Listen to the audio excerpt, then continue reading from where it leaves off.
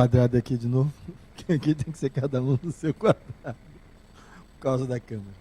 Mas vamos lá, boa noite para todos. Hoje o tema que me foi dado foi esse, obsessão e cura. Raja, dá uma desligadinha nessa fileira daqui. Pronto.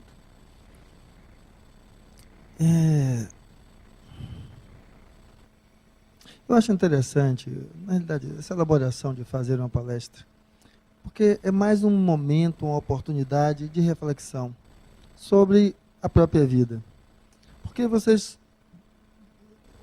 ouvem o histórico, onde nos diz que a vida é uma oportunidade de aprendizado, não é isso? Então, como fazer da vida o aprendizado? Nós estamos no momento evolutivo atual, onde nós começamos a nos fazer alguns questionamentos. Eles são extremamente ricos e valorosos, mas precisamos entender, primeira coisa, hoje nós estamos em um ponto evolutivo mais distante daquele hominídeo que começou então a utilizar do raciocínio, a pegar aquilo que não existia e transformá-lo agora em algo real, com uma outra função e significado. Do que eu estou falando? Na Idade da Pedra, quando o homem pegou aquela pedra, lascou e a partir disso transformou ela em um objeto de corte, em uma lâmina, a ponta de uma lança, ou seja, algo que não existia, que era irreal. Ele transformou em algo real. Essa capacidade de modificar a natureza em prol, os elementos da natureza em prol dos seus interesses, é algo que surge, marca aí a diferença do homem frente aos demais animais. E, lógico, nesse processo fomos evoluindo, que às vezes a gente diz assim, no passado era melhor, né? Tem um filme que eu acho interessante, que fala sobre essa visão do passado era melhor, Meia-Noite em Paris, de Woody Allen. O personagem fica querendo voltar ao passado porque era melhor. E ele encontra alguém que queria voltar mais atrás ainda porque era melhor. E depois de voltar em épocas diferentes, começa a entender isso. Que quando você não se sente pleno naquilo que você está, sempre acha que retornar ao passado era o melhor, a forma de conseguir essa plenitude. Mas o que é que isso tem a ver com obsessão? Tem sim muito a ver, porque veja o seguinte, aquele homem lá de trás evoluiu até agora e foi evoluindo. E ele não sentava, não abria um livro, não discutia. Então quer dizer que o processo evolutivo, o progresso humano, é uma condição sine qua non. Queira ou não, você vai evoluir. Chegar ao patamar do Cristo, que é o que a gente usa como ponto de orientação, é destino fadado a todos nós. Uns demorarão mais, outros menos. Agora, entendendo que isso é um mecanismo, perfeito.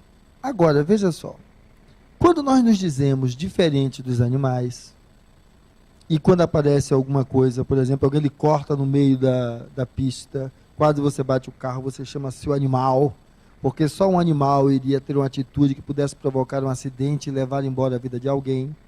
Lógico, vocês estão fazendo aí um absurdo com os pobres dos animais, que não fariam jamais isso, mas com a criatura que o fez. Mas é o quê? É agir sem pensar. Agir sem refletir. Isso é o que a gente está chamando de animal. Porque entendendo que pensar, refletir para tomar decisões acertadas é a característica que coroa o elemento racional que nos distingue dos animais. Então, portanto, é esse elemento que eu estou aqui agora buscando, evocar. Para que nós possamos, então, entender que, se você disser, eu nasci assim, eu cresci assim, eu vivi assim, e você sempre assim, você não está separado do processo evolutivo. Por quê? Porque eu nasci assim, eu cresci assim, eu vivi assim, eu vou ser sempre assim, é a falta de uso do elemento crítico. Por que que é isso? Se eu pegar você hoje e lhe mandar você ler o mesmo livro que você leu há 10 anos atrás, a forma como você percebe o que está no texto, a forma como você julga o que está ali, não é diferente? Porque é impossível você nascer assim, crescer assim, continuar assim e ser sempre assim. Impossível. Isso não é possível a nenhum de nós. Agora, há alguns aspectos que nós vamos buscar entender. Toda vez que você se fixa em uma coisa, aí sim, às vezes parece que você congela no tempo. Já viu aquela mulher que, eu vou falar das mulheres, mas poderia ser um homem, mas aquela mulher que aí o marido trocou ela por uma de 25. E aí ela coloca em cima da criatura tudo que há de ruim. Em cima do criatura tudo que há de ruim. Mas diz, eu vou me separar para me ver livre dessa praga.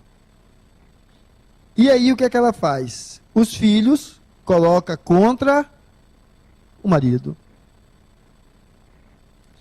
Ela vê a mulher como cão, porque foi a mulher que tomou o marido dela. O marido ela vê como outro cão também em cima disso.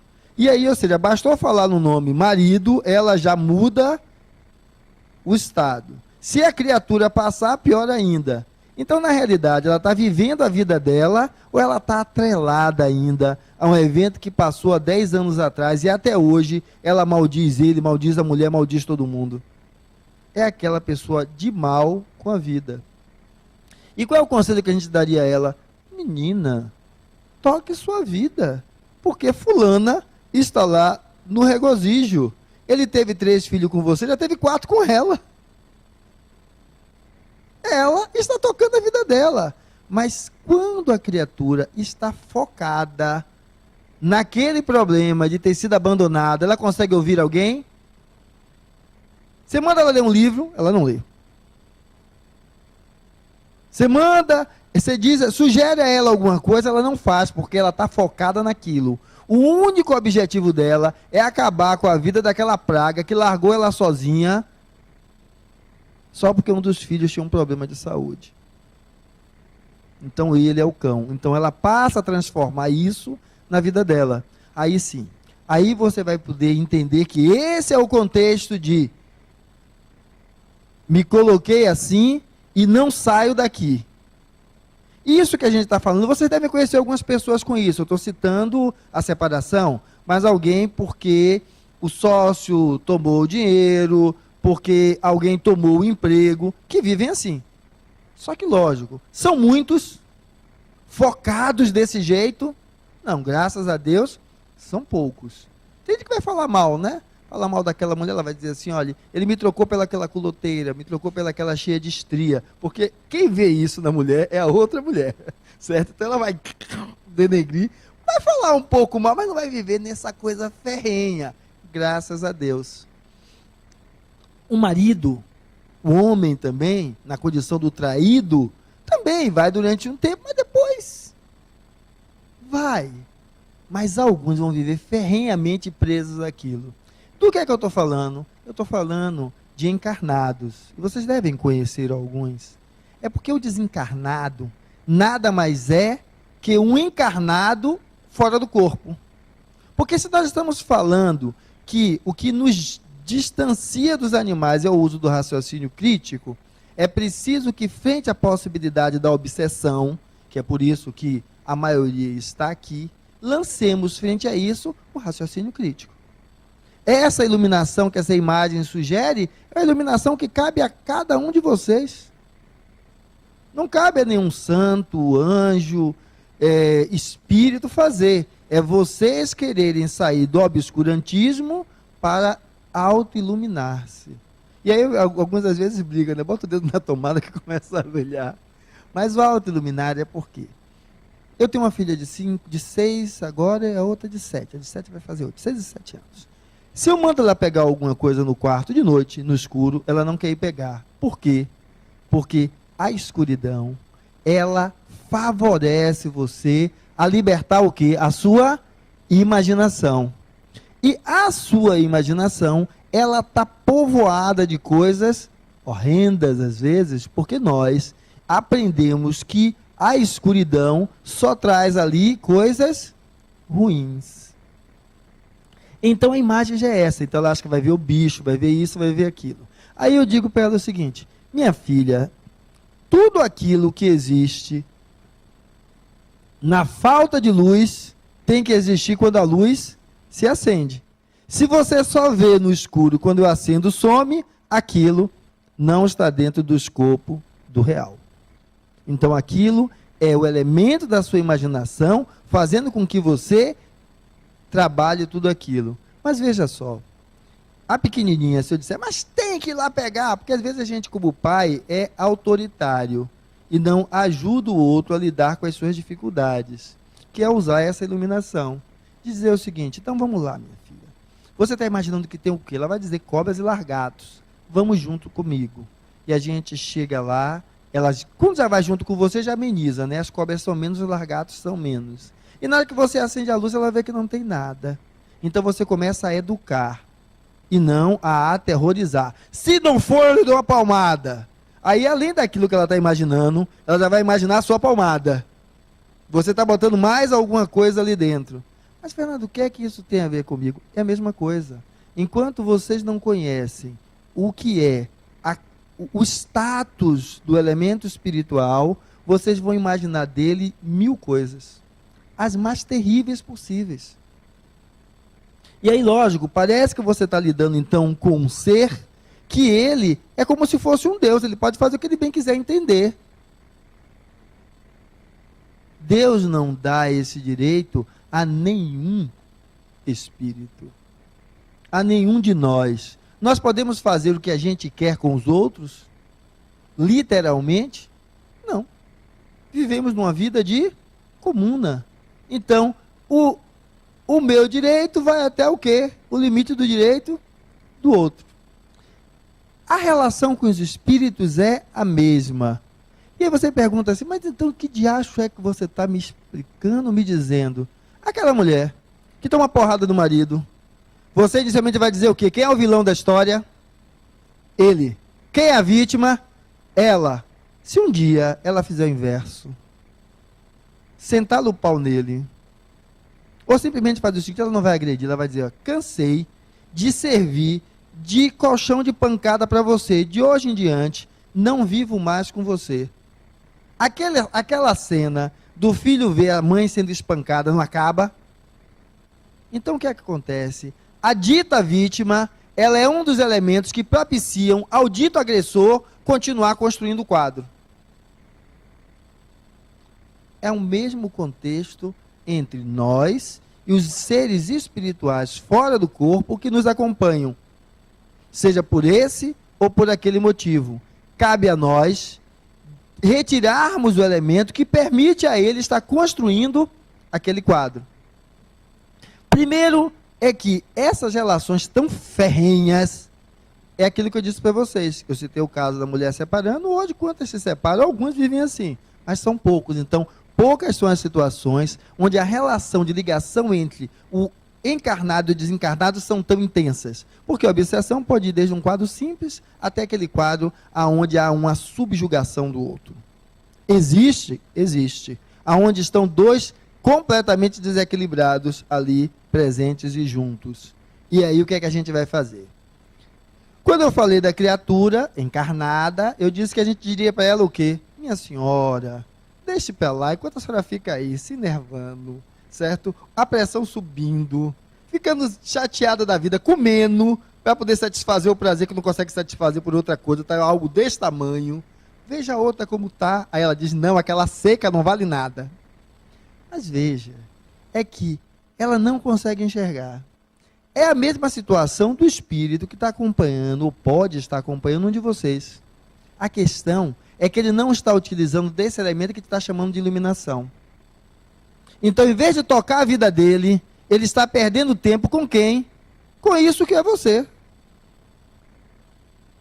Ele está perdendo tempo. Porque ele, assim como ela fica presa na história da separação, eles ficam presos no momento do passado que eles viveram com vocês. E aí fica aí grudado. Só que, lógico, como eu disse no quadro da mulher que apanhava do marido, você permite que esse quadro assim se mantenha.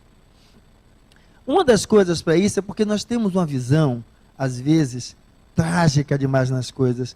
Veja o seguinte, deixa eu ver se é isso que ele vai mostrar. Ah, é.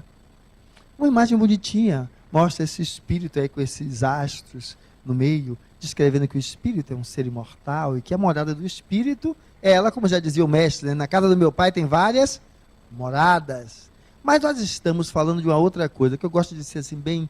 Porque é legal imaginar do espírito nisso, lá, mas eu acho que ele tem que trazer a coisa aqui para o palpável, senão fica difícil.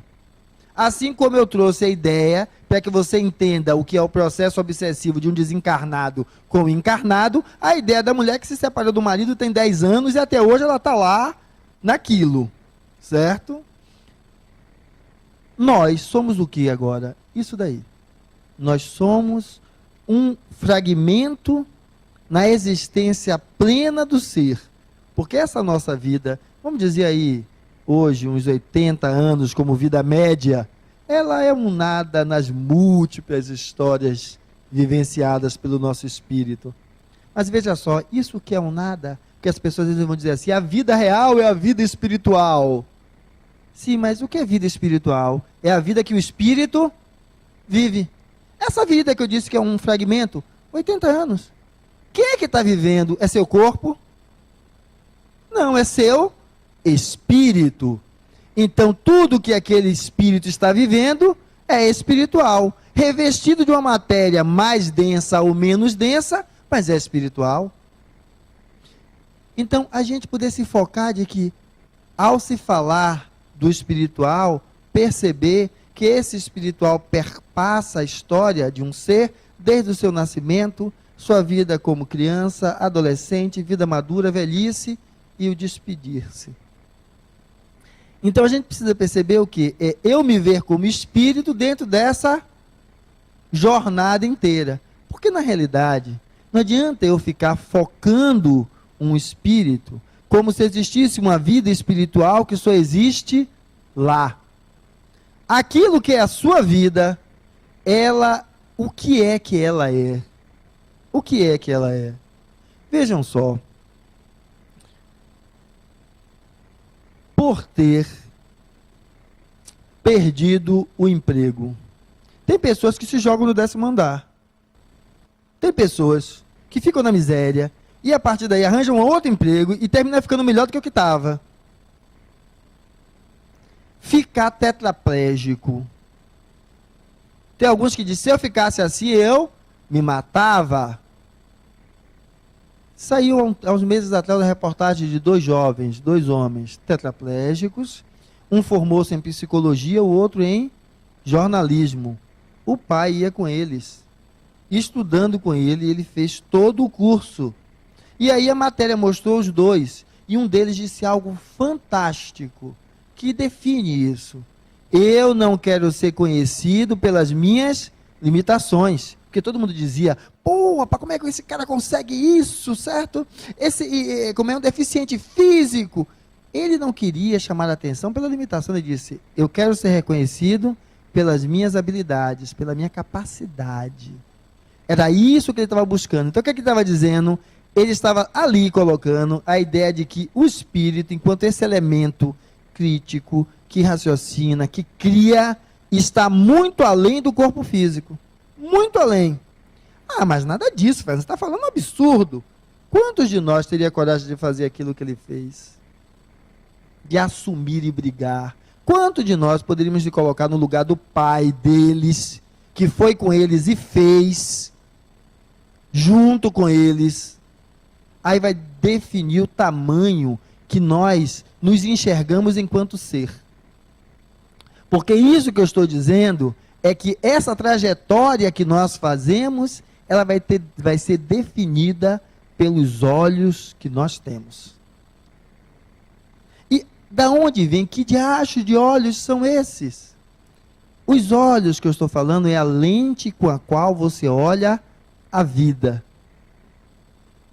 E é a lente com que você olha a vida que constrói a vida que você vai fazer para você. Mas tem uma historinha simples, que a mulher casou com a criatura, E o pai dele tinha Parkinson, aquela que vai tremendo e balançando tudo. E aí o seguinte, ele levou o pai para morar com ele. E o pai comia na sala, comendo, tremendo, derrubava as coisas, melava o tapete. E a mulher ficava virada no cão. Nessa história ela terminou botando o pai agora para comer na cozinha. Porque era uma vergonha aquilo no meio da casa, melava tudo, sujava tudo, ia comer na cozinha. Continuava o tremor do velho. E aí o que acontecia? Ele quebrava o copo, quebrava o prato, porque estava tremendo, caía e... Aí ela mandou comprar um prato de madeira, porque se caísse não quebrava. E o filhinho vendo tudo isso. Um dia, o pai chega em casa e o menino está com um pedaço de madeira, daquelas molezinhas, cavucando a madeira. E aí o pai pergunta, o que é que você está fazendo? Ele fez na escola, atividade da escola. É trabalhos em madeira. Uma madeirinha mole que você facilmente vai escavando, fazendo nela o que você quer. E aí o pai perguntou logo, você vai fazer o quê? Um avião? Um navio? Um carro? Ele fez, não papai, eu vou fazer um prato para quando você ficar velho você ter onde comer na cozinha igual meu vovô. Os olhos enxergam aquilo que ele vivencia. As suas lentes, a minha lente, é o resultado do que eu tenho armazenado no meu ser a partir das minhas experiências vividas por esse ser imortal que sou eu, vestindo nesse momento essa veste momentânea pelas qual eu me designo como Fernando e vocês, cada um com o nome de vocês. É essa lente que ela tem um viés enorme, que é um viés da história de um pecado original. E como há um pecado, há um crime, há de haver um culpado. E para o culpado há de haver um castigo. Então, aquela mulher hipotética que eu disse, ela vai dizer que o crime foi ele ter abandonado ela com o filho doente. O culpado, ele. E o castigo, ela quer dar. Se ele tiver uma vida boa, não presta, tem que estar sofrendo. Porque é isso que merece o outro. Ela não consegue enxergar que quem está se fazendo sofrer é ela. Mas por quê? Porque lá no fundo, ela acha que ele largou ela porque ela foi incompetente enquanto mulher, por muitas vezes. Deixou um espaço que o outro tomou. Porque mulher às vezes tem essa história, né? Ela tomou o meu lugar. Tomou nada, duas pessoas estão juntas porque uma quer, a outra quer, e não porque alguém tomou nada de ninguém. Mas homem também faz isso, eu estou usando só para a gente poder às vezes ver isso. Então, veja só, é a mesma história. E qual é o problema justamente disso? O que é que isso tem a ver com obsessão? A base toda vai estar dentro, às vezes, desse elemento primordialmente. Porque é aquela situação que te diz o seguinte, o povo que está lá na Lemos de Brito, a gente podia acabar com aquilo tudo. Não vamos matar todos, que não adianta. Vai para o mundo espiritual desencarnado fazer igual.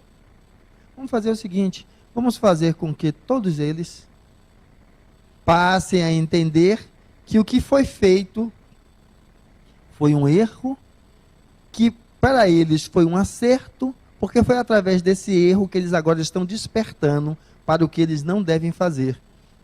E então, com a aura magnífica, como a aura do Cristo, iluminar a todos e eles agora deixarem de fazer o mal e passarem a se comportar como pessoas buscando se melhorar cada vez mais e fazer o bem ao outro. Ótimo! Alguém ia dizer, mas espera aí, ele não vai pagar pelo que ele fez? Ele estrupou. Ele tirou a vida do meu filho de 14 anos. Ele não vai pagar pelo que ele fez? Ele estrangulou a mulher. Agora, veja só, o que é isso?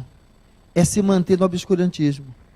Porque enquanto eu só consigo ver uma possibilidade do outro perpassando essa realidade de que o castigo é que resolve, eu preciso só lembrar de uma coisa. Quando eu aponto alguém dizendo que é isso que resolve o problema dele, eu tenho 3 dedinhos, que no caso do meu são cotó, olhando para mim, dizendo que eu também tenho que pagar. Porque essa consciência do certo e errado dentro de si mesmo, não é um velho de barba branca que quando vocês desencarnarem, e eu também, se vocês forem primeiro, eu espero, vocês me recebem do lado de lá, não está na mão de um velhinho sentado. As leis de Deus estão escritas dentro do coração de cada um de nós, ou seja, está inscrita no espírito, nesse ser que encarna para aprender as leis de Deus, no seu sentido prático, vivencial. Elas estão ali dentro. Então, é você que se julga. E aí é você que às vezes se coloca, então, ao se julgar, como o obsessor do outro. É você que, quando coloca a se julgar, começa a colocar o outro como o único sentido para a sua vida. Em vez de tocar a sua vida, vive em função da vida do outro, que é o que esses espíritos que, por ignorância, estão próximos de vocês. E aí, nessa coisa da culpa, vai se viver o quê? A dor. A proposta para olhar para a obsessão e falar de uma possibilidade de cura, a primeira coisa que nos é solicitada é algo que o Cristo diz de forma fantástica, mas nós ainda não aprendemos.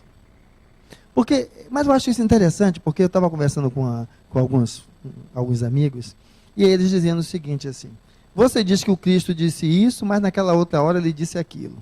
Você disse que ele disse isso assim, mas na outra hora ele disse do outro jeito. Ou seja, você só quer pegar aquilo que lhe interessa. Mas é isso. Porque qualquer elemento, ele só ganha valor quando você contextualiza para lhe dar um significado. Ah, Fernando, o que é isso? É a história do livro. Você leu o livro há 30 anos atrás. Se você lê hoje, não é diferente? É porque esse valor não está nas palavras que estavam ali descritas, mas na sua capacidade interpretativa e crítica a partir do que você foi acumulando. Então, tudo é preciso ser contextualizado e atualizado para ganhar um significado real naquilo que você está fazendo. Então, o que é que ocorre? Sofrimento e dor. Porque imagine, se você acha que o espírito que está ao seu lado, ali, obsidiano, ele está gargalhando, na maior alegria, no melhor paraíso da vida, vocês estão enganados. Tão enganados quanto eles. Porque toda vez que você bloqueia a sua vida em virtude da vida do outro, você não está livre, você está acorrentado. E por mais que você esteja sorrindo, você apenas está fazendo de conta. Porque na realidade, você está usando um sorriso para encobrir aquela dor, que era a dor da realização do que você sonhava e não aconteceu. E o que é que aquela imagem inicial do espírito com aqueles astros ao redor está lhe dizendo? E é esse que está ao seu lado. Uma pergunta simples: a vida acabou, velho? A vida acabou. Ele do outro lado poder dizer: não. Você está na dúvida, mas vem cá, você não está aí me cobrando? É porque a vida continua, porque você não está no corpo. Mas veja só, se lembra aquela história da criança cavucando a madeira para fazer o prato para o pai? O que é que ensina? São as palavras ou as atitudes? Então, você ensine para ele. Mas como? Eu tenho 60 anos. Comece agora. Porque a vida continua.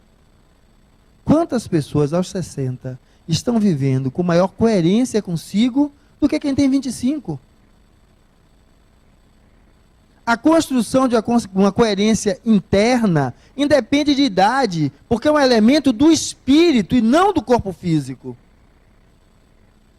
Essa coerência interna de você estar vivendo e criando uma harmonia dentro de si mesmo, e não uma desarmonia dentro de si, pela não aceitação de uma possível relação com o outro, que estava dentro dos seus sonhos, não estava dentro dos sonhos do outro.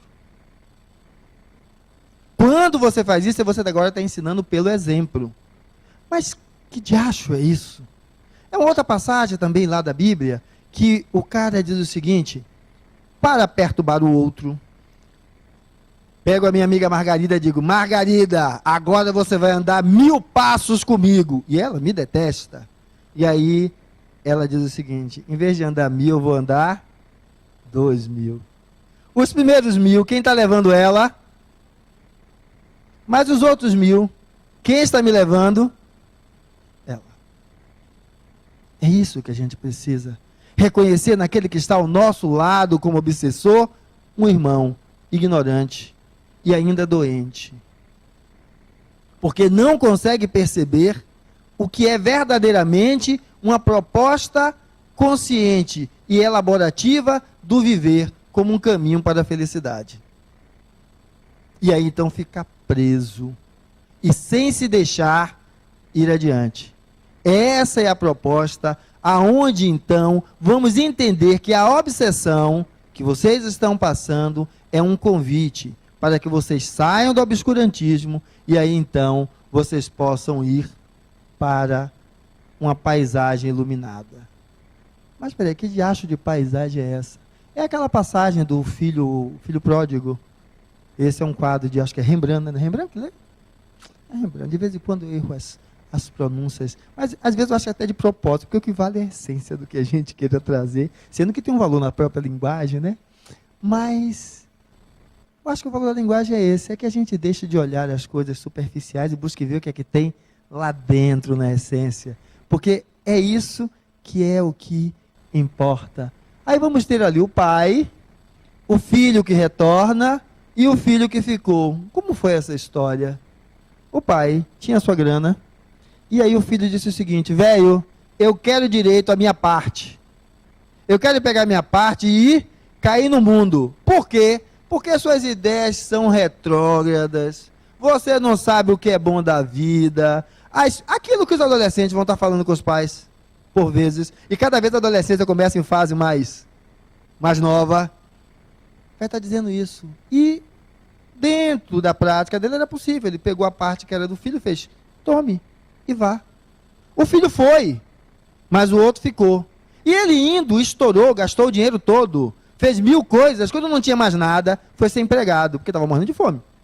Sendo empregado, ele descobriu, olhando, usando agora um pouco daquilo que nos diferencia dos bichinhos, que o empregado do pai dele vivia melhor do que ele, enquanto empregado, da onde ele estava vivendo.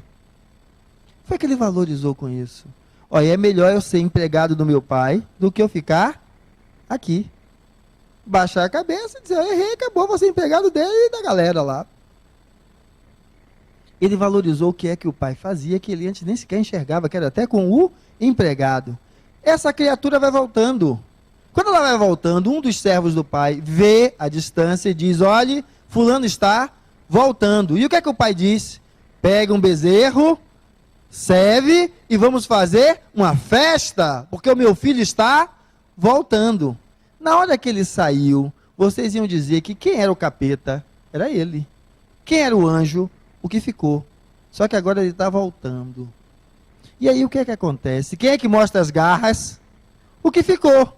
Para mim, você nunca matou um bezerro. Quando eu trouxe meus amigos aqui, para ele você vai trazer. Olha o veneno que está aí. E aí o pai diz o quê? Meu filho está de volta. Isso é motivo de festa. Ou seja, o que é que ele está de volta? Ele fez a jornada dele, de sacrifício, de sofrimento, e aprendeu. E retorna. E isso é valoroso. Mas nós não queremos nos dispor a essa condição. Nós queremos, por vezes, ficar no lugar daquele santinho. E o santinho mostra logo as garras. Quando fica doente. Por que comigo, meu pai? Porque você é podre, feito de carne e osso como todo mundo. Do mesmo jeito que gato e cachorro fica doente, você vai ficar doente também, porque você tem um corpo físico. Gato e cachorro faz mal a alguém? Não. Mas não tem câncer e não tem outras doenças. Então a doença não é um castigo de Deus. A doença eu não estou pagando pelo que eu fiz lá atrás. Lógico, tem um papel na doença que a gente, como tem isso aqui, diferente dos bichinhos, se eu como mal, se eu não me exercito, se eu fumo, eu estou destruindo esse corpo que Deus me deu. E eu vou pagar por isso, mas pagar porque eu estou destruindo mesmo. Mas veja só, quando a gente olha isso e vê esse pai, é porque quem se coloca culpando a Deus, ou aqui esperando pela misericórdia divina, não está enxergando esse pai. Porque a gente está enxergando aquele pai, daquele primeiro quadro, que mandou vocês para fora do paraíso. É aquele pai que castiga. É aquele pai que lhe aterroriza. Agora, eu prefiro abraçar esse pai. Esse é um pai fantástico. Meu filho, você foi, aprendeu que o melhor caminho não seria esse. No caminho que você fez, aprendeu através dos seus tropeços. Agora você está de volta inteiro comigo. Esse é o pai, porque é o pai que lhe estimula a crescer. Aonde tudo que ele propicia estar com você, não é para a sua destruição, é para seu crescimento. Então, agradeça aquele que por ignorância está a lhe perseguir. Porque ele aí está para que você perceba que assim como ele precisa olhar a vida de uma outra forma, para não estar grudado em você e perdendo tempo, você precisa olhar a vida de uma outra forma, porque amanhã pode ser você, o espírito, está grudado no outro, em vez de tocar a sua própria vida. Porque a vida do espírito é o momento do agora que ele está vivendo, que é a partir do momento do agora que ele constrói, certo? Esse presente e o que vem adiante. E é isso que a gente está buscando, porque essa imagem, ela retrata exatamente isso. O que você vive não é algo comum a todo mundo. A sua realidade é aquilo que você enxerga. Qual é o quadro real? A magrinha ou a gordinha? A minha amiga que está aqui à esquerda de vocês, ela se enxerga daquele jeito. Por mais que você diga a ela que ela está assim, ela só se vê daquele jeito. E aí a gente diz, mas que absurdo! Não está vendo que está seca, esquelética? Somos nós. A vida está nos dizendo, desperte. A vida é mais do que o que você pensa. Não se mantenha atrelado a coisas passageiras e vãs. Pelo contrário, se conecte com a essência daquilo que você está a viver. Então, saia dessa visão distorcida e comece a perceber qual é a imagem que você quer. Porque dessas três imagens, do filho pródigo, do filho que foi, que são evoluções do mesmo ser, a imagem do pai, que é um pai misericordioso, não porque dá nada gratuitamente para alguém, mas misericordioso porque ele vê que não há erros. Todo erro é a possibilidade da aprendizagem no acerto mais adiante. Então, a vida nos convida a perceber que esse beco que a gente se encontra não é só do seu obsessor, mas eu estou passando mal, Fernando, tá, e ele também, ele só não se apercebe disso. É assim que a gente atende ele naquela sala, para dizer, meu amigo, veja que você está se prejudicando. Antes de você estar prejudicando outro, você está prejudicando a si mesmo. Mas isso advém de uma mudança de olhar que a gente busca para que ele possa perceber que ele não está aprisionado. Ele não está aprisionado no passado. Mas isso só é possível também quando nós conseguimos perceber isso. Que o quê?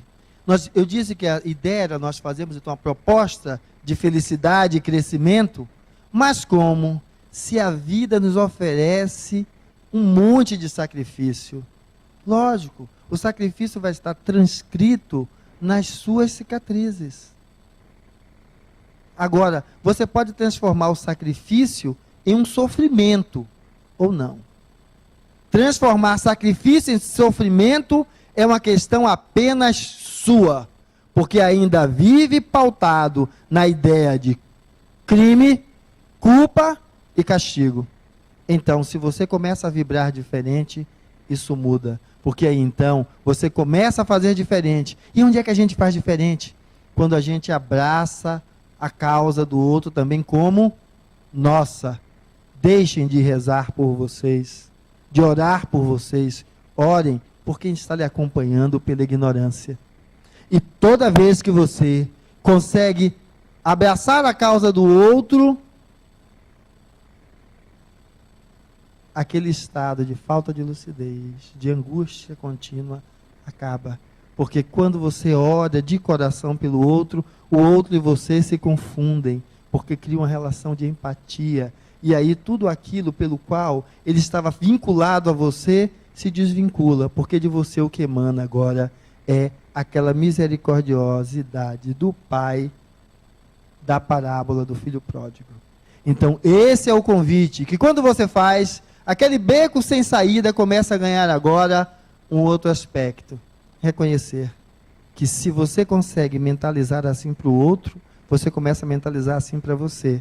E aí você consegue a liberdade desse ser espiritual que você é, unindo o que há de negativo e positivo, porque você agora não coloca mais todo crime sob a égide de um castigo, mas todo erro sob a égide de um olhar reflexivo que lhe leve então ao crescimento e uma maior coerência consigo mesmo, fazendo com que então essa disenção acabe, e aí então o ponto aonde o obsessor se conectava, porque às vezes ele não quer lhe ouvir, se desfaz, porque se esse ponto não vibra em você, ele não tem como continuar atrelado a você, e aí então perceber esse espírito vai lhe trazer uma luz que vai poder demonstrar esse ser fantástico, que a gente chama por vezes do curador interno, que vibra dentro de cada um de nós.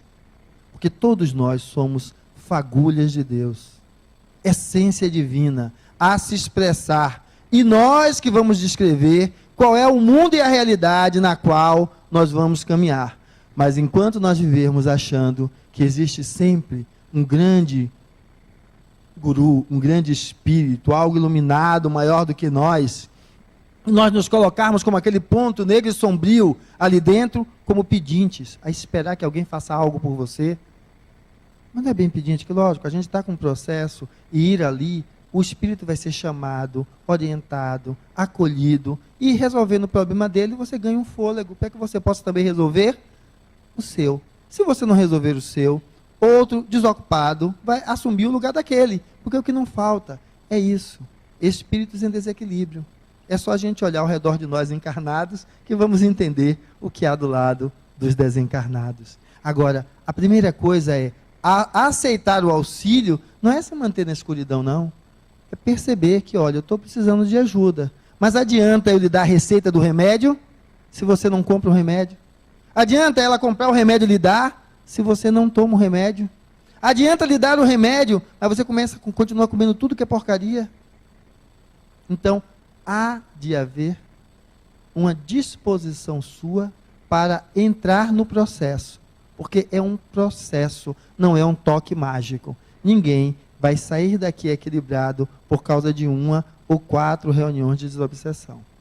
Vai estar iniciando um processo ao qual eu estou buscando descrever que cura é sair do obscurantismo e acender em si a luz de que você tem que sair dessa visão e entender que não há nada de obscuro, só há enquanto você quiser se manter assim. E esse grande ser iluminado que parece, não é ninguém mais que você.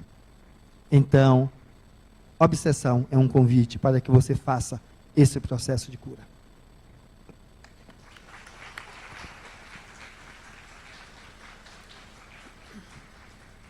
Obrigada, Fé.